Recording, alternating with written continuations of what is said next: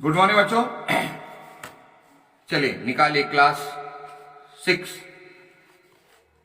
हम लोग पढ़ चुके गिल्लू और आज हम लोग इस पाठ का अंतिम पाठ पढ़ेंगे।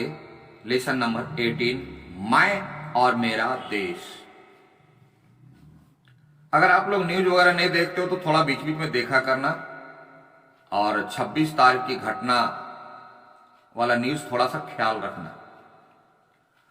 इसलिए बोल रहे हैं कि वह रिसेंट है, आपने देखा होगा, और आप अगर नहीं देखे हैं तो अपने पेरेंट्स से पूछ लेना और उसके बारे में थोड़ी सी चर्चा करना। तो होगा क्या कि इस लेसन को पढ़ने में और अपनी आंखों से घटी घटना से तुलना करने में आपको आराम मिलेगा और इस पाठ का संदेश आराम से समझ में आ जाएगा। चलिए, मैं और मेरा देश। ये मैं क्या है? एक वचन, यानी मैं से देश बनता। मैं और मेरा देश, हमारा, मेरा, यानी जब तक मैं अपने देश को अपना और सिर्फ अपना ना समझूं तब तक हमारा देश प्रेम नहीं सामने आएगा। देश के लिए हमें अपना पर्सनल व्यक्तिगत दायित्व समझना पड़ेगा। जैसे कितनी ही बड़ी इमारत हो, कितनी ही बड़ी इमारत हो, वह एक एक ईंट से बनी है, सभी ईंटों का योगदान है। उसी तरह मैं करोड़ों अरबों खरबों मैं मिलकर के एक देश बनता है। उसमें मेरा भी उतना ही महत्व है जितना आपका है, जितना सबका है।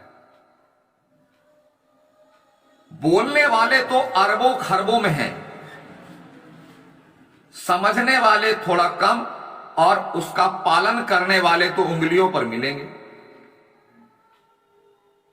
आइए देखिए क्या है।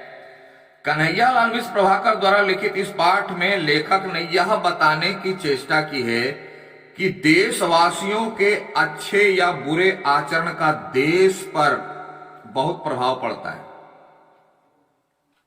एक छोटा सा एग्जाम्पल, अगर कोई भी एक व्यक्ति विदेश जाता है तो उसकी क्या पहचान होगी? लोग उसे कैसे पहचानेंगे? क्या बोलकर जल्दी पुकारेंगे उसे? जैसे कल्पना करो कि मैं ही गया, कभी गया नहीं हूं, मौका नहीं मिला। कल्पना करो मैं गया विदेश, तो क्या जानेंगे विनोद सर हैं, सेंट पॉल स्कूल में पढ़ाते हैं, निश्चिंतपुर भागारपड़ा में रहते हैं, इनका ओरिजिनल झारखंड है, कुछ भी जानेंगे? नहीं। उनके दिमाग में कौन सी बात आएगी? एन इंडियन, एक भारतीय है, पहला परिचय। यानी जब भी कोई व्यक्ति अपने देश से बाहर जाता है तो वह अपना व्यक्तिगत परिचय लेकर नहीं जाता है, वह अपने देश का परिचय लेकर के जाता है और उसका जो भी व्यवहार होता है वह पूरे देश को रिप्रेजेंट करता है, प्रतिनिधित्व करता है उसका। इसलिए हम अपने आप को जहां भी रखें सोच समझ कर रखें कि मैं कहां हूं और आज क्या हो रहा है। आप इसकी तुलना कर लीजिएगा। इसलिए मैंने कहा कि 26 की घटना न्यूज वाला देख लीजिएगा। क्या उन लोगों ने सोचा कि वे जो कर रहे हैं वो क्या कर रहे हैं, कहां कर रहे हैं? क्योंकि उस पर पूरी दुनिया की नजर। वही कहे, जिस प्रकार देशवासियों के अच्छे आचरण से देश का गौरव बढ़ता है, अगर हमारा व्यवहार अच्छा है तो हमारे देश का गौरव बढ़ता, हम प्राउड फील करते हैं।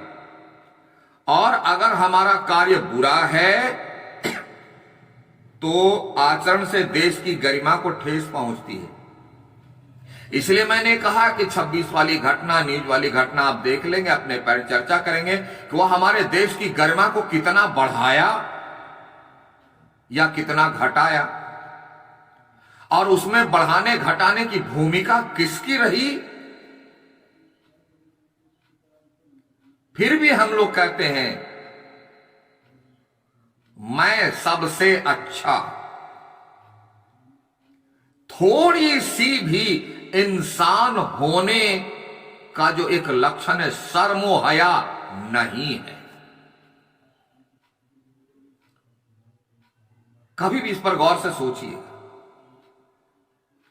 कि हम अपने देश का गौरव बढ़ाएं या घटाएं, परिस्थितियां जो भी रही, लेकिन सर्वप्रथम देश की मर्यादा, देश का गौरव होना चाहिए, नहीं होना ही चाहिए।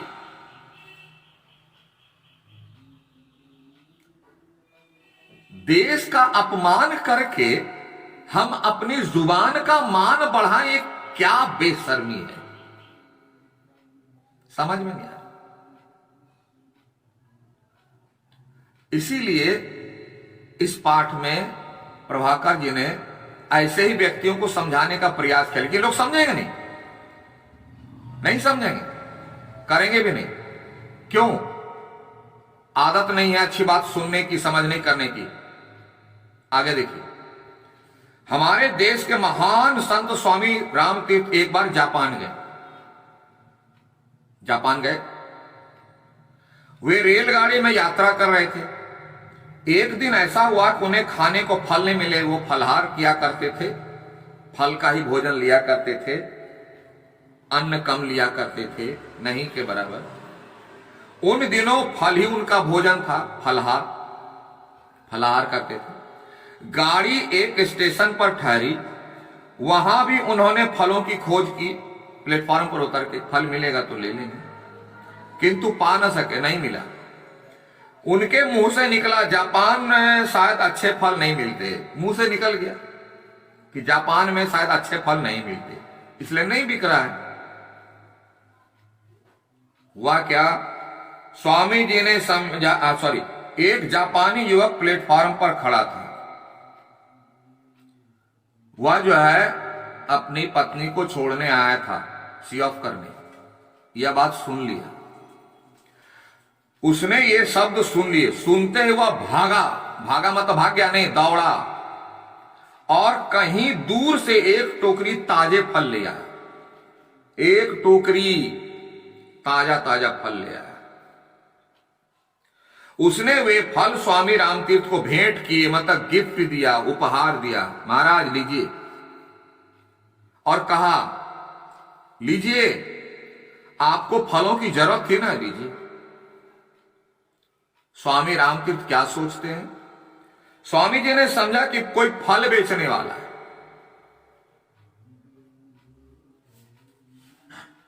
फल बेचने, उन्होंने उससे फलों के दाम पूछे कि भैया कितने का है, मुझे इतना चाहिए भी नहीं, कितने का है।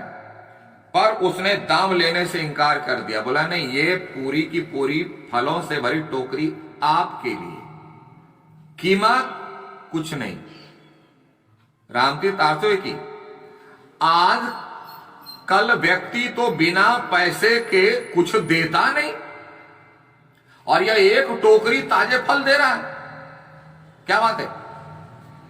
बहुत आग्रह करने पर उसने कहा, बोला भैया कुछ तो ले ले, आखिर दाम तो बोलो, बिना दाम के मैं कैसे ले लूं। बहुत रिक्वेस्ट करने लगे रामतीर्थ। तो क्या उत्तर सुनिए, और इस उत्तर को आज के व्यक्ति के उत्तर से तुलना कीजिएगा। आप इनका मूल्य देना चाहते हैं तो अपने देश में जाकर किसी से यह ना कहिएगा कि जापान में अच्छे फल नहीं मिलते, क्योंकि ऐसा कहना जापान की बदनामी है।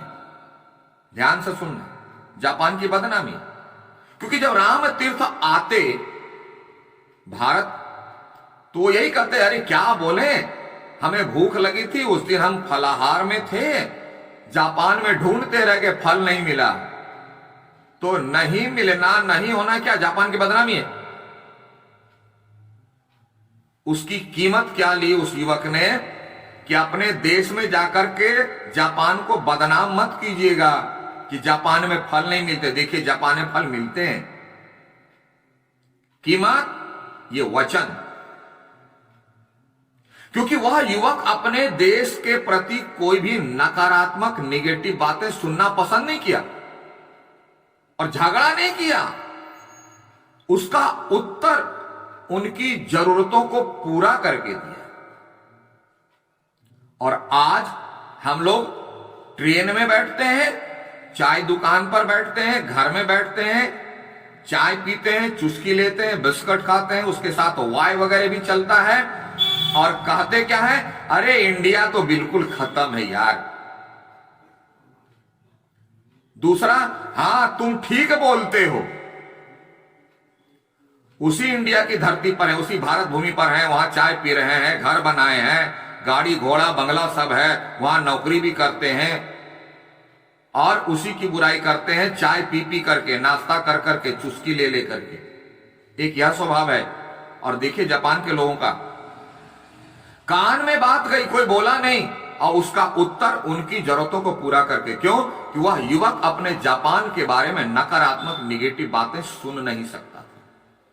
हम आराम से चुस्की ले ले करके डिबेट करते, चर्चा करते हैं, चाय पी पी करके चर्चा करते हैं। कितने गौरव की बात है या शर्म की बात है, आप लोग डिसाइड करें। इसीलिए लिख, समझ में आ रही है ना बात? ये सिर्फ क्वेश्चन आंसर लिखने वाला लेसन नहीं है सब, लेकिन आज लोग सब यही करते हैं, और यही कारण है कि देश की हालत है, हमारी हालत है, नहीं समझ पा रहे।